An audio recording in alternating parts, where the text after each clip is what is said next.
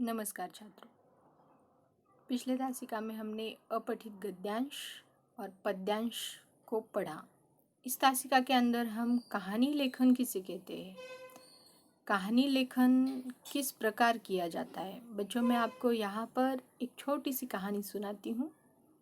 उस आधार पर आप कहानी लेखन क्या होता है ये समझ सकेंगे।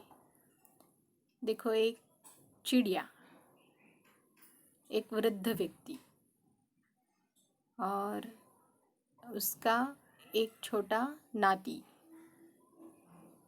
और मैं सिर्फ आपके सामने 4 शब्द रख रही हूँ। इस आधार पे पूरी कहानी बनानी है।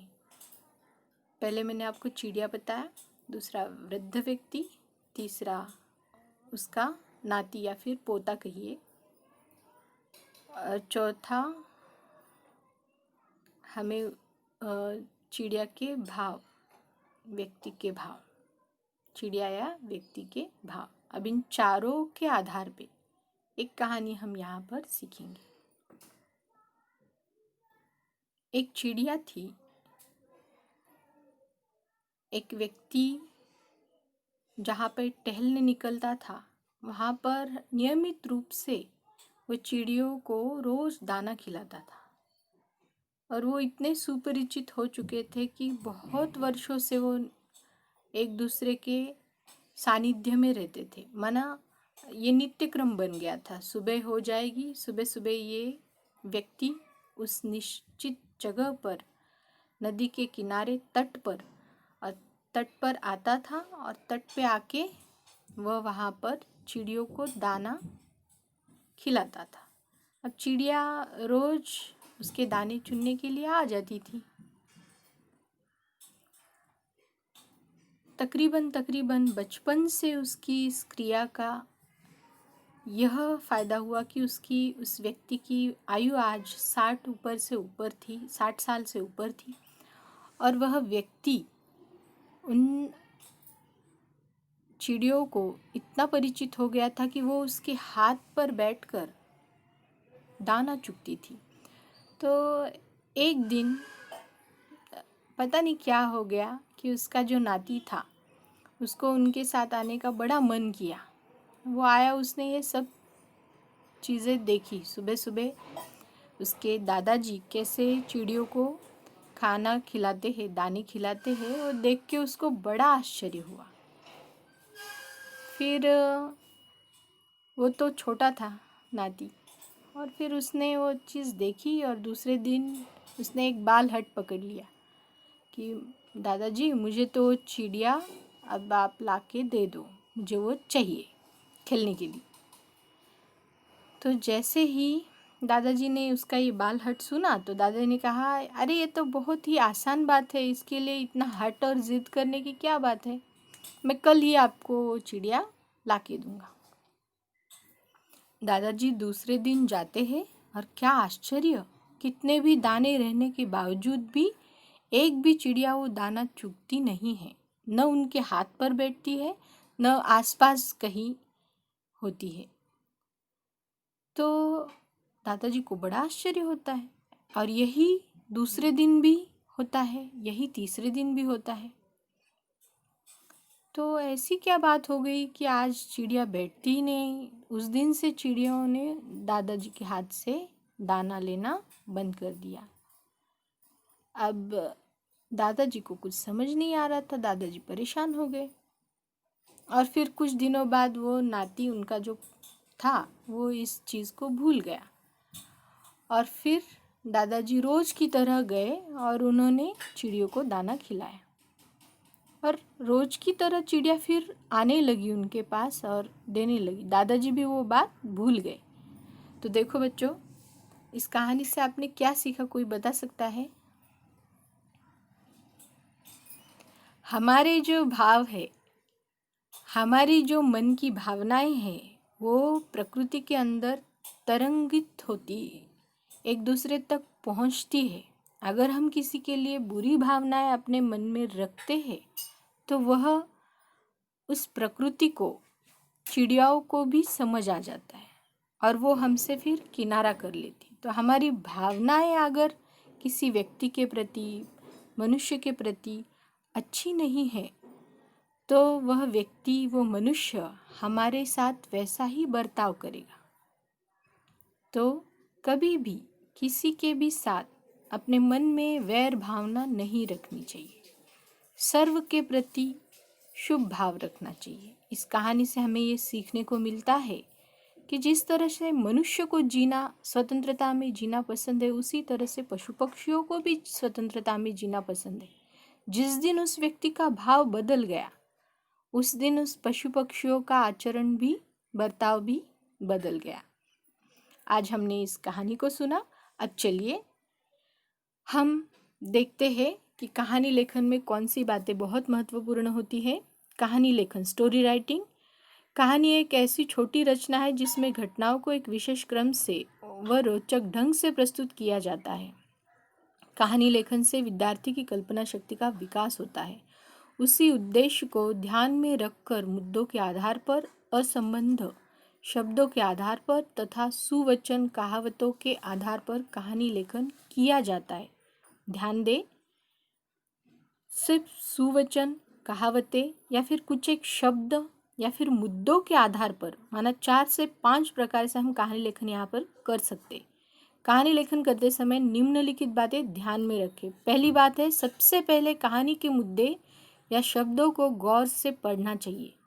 दूसरी बात है, कहानी का आरंभ आकर्षक हो जिससे कहानी पढ़ने की जिज्ञासा पैदा हो। कहानी की रूपरेखा के रिक्त स्थान पर देने से कहानी नहीं बनती, उसका यथोचित विस्तार करना चाहिए।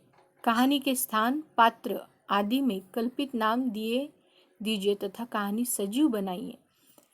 कहानी लेखन में प्रत्येक मुद्दे का, शब्द का अपेक्षित विस्तार कीजिए तथा विषय को न छोड़े। कहानी के पात्रों की बातचीत को संवाद के रूप में लिखना चाहिए। कहानी की घटनाओं को अलग अलग परिच्छेद में लिखना चाहिए तथा शब्द सीमा 100 शब्दों तक होनी चाहिए। कहानी भूतकाल में लिखनी चाहिए। कहानी की भाषा सहज, सरल तथा मुहावरेदार होनी चाहिए। कहानी की कथा वस्तु को ध्यान में रखकर उसे संक्षिप्त, आकर्षक व उद्देश्यप्रद शीर्षक देना चाहिए। प्रत्येक कहानी उद्देश्यप्रद होती है, अतः कहानी से मिलने वाली सीख व उपदेश कहानी के अंत में 1-2 वाक्यों में लिखनी चाहिए। ओके, अभी देखिए, एक बहुत सुंदर यहाँ पर है, अपना अपना भाग्य, संस्कारों का महत्व। लेकिन हम यहाँ पर दूसरी कहानी लेंगे। देखो यहाँ पे चित्र है, ये बहुत सुंदर है। निम्नलिखित प्रसंग चित्र के आधार पर कहानी लिखकर उसे उचित शीर्षक दीजिए और उससे मिलने वाली सीख भी लीजिए। परिश्रम ही सफलता की कुंजी। पहले तो इसको ध्यान से देखें।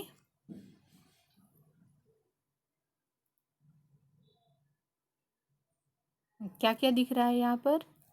किताबें हैं, सामने उसके कुछ पत्थर है, वहाँ पिताजी जैसा कोई व्यक्ति है, झोपड़ी, और कैसा वातावरण है, और फिर डांटने का स्वर दिखाई दे रहा है पिताजी का, और ये बेटा फिर कहीं और जाके बैठता है। यहाँ पे दिखाई दे रही है एक चींटी, और दूसरे चित्र को देखकर, चींटी को देखकर उसको कुछ सूझता है। और यहाँ पे देखो क्या बन गया है, एक टेबल पर बैठा हुआ है नीलेश कुमार शर्मा, और ये कुछ तो बड़ा साहब बन गया है। देखिए, परिश्रम ही सफलता की कुंजी। सिंदखेड़ा नाम छोटे कस्बे में नीलेश नाम का एक लड़का रहता था। वह बचपन से ही बहुत शरारती था। नीलेश की शरारतों से उसके माता पिता तंग आ चुके थे। वह पढ़ाई पर बिल्कुल भी ध्यान नहीं देता था। उसका असर परीक्षा में मिलने वाले अंकों पर ही नहीं पड़ा, बल्कि वह परीक्षा में अनुत्तीर्ण भी होता था। माता पिता उसे बहुत समझाते थे, कक्षा के अध्यापक भी उसे समझाते, लेकिन नीलेश टस से मस नहीं होता। नीलेश 9वीं कक्षा में भी अनुत्तीर्ण हुआ। माता पिता ने उसे बहुत फटकारा। उसने सोचा कि अब मैं किसी को मुंह नहीं दिखाऊंगा। वह घर से निकल भागा।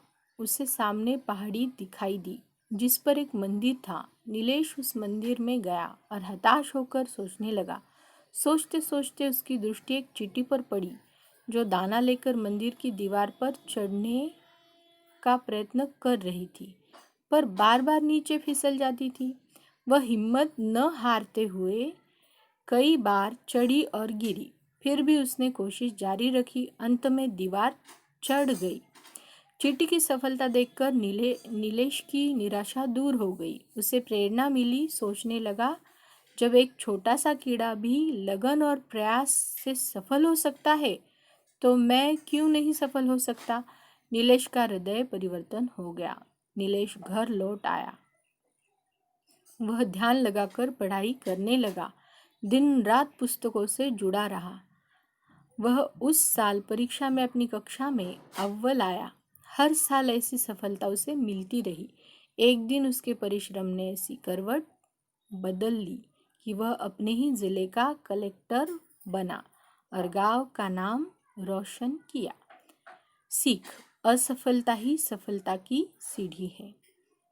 प्रयत्न करना आदि सफलता पाना है। प्रयत्न नहीं करेंगे तो सफलता प्राप्त नहीं कर पाएंगे। कैसी लगी आपको ये कहानी? अच्छी थी ना? ऐसी ही इस राजा की भी है और इस तरह से कई सारे हम यहाँ पर देख सकते हैं। बहुत सारे आपको कहानियाँ हैं। तो आज हमने 2 कहानियाँ यहाँ पर सीखी बच्चों। और आपको भी देखो यहाँ पे कुछ मुद्दे दिए गए हैं, उस आधार पे बनाना है कहानी को। तो आप भी इसको बना सकते हो। सोचे, अच्छे से अच्छी चीज़ आपके मन के अंदर है और उस आधार पर कहानी को आप रचे और बनाएं। उससे कुछ ना कुछ सीख ज़रूर दे। कहानी लंबी नहीं होनी चाहिए, छोटी सी हो तो अच्छी लगती है। अच्छा, जो आपको पढ़ाई दी जा रही है वो पढ़े और उसको सबमिट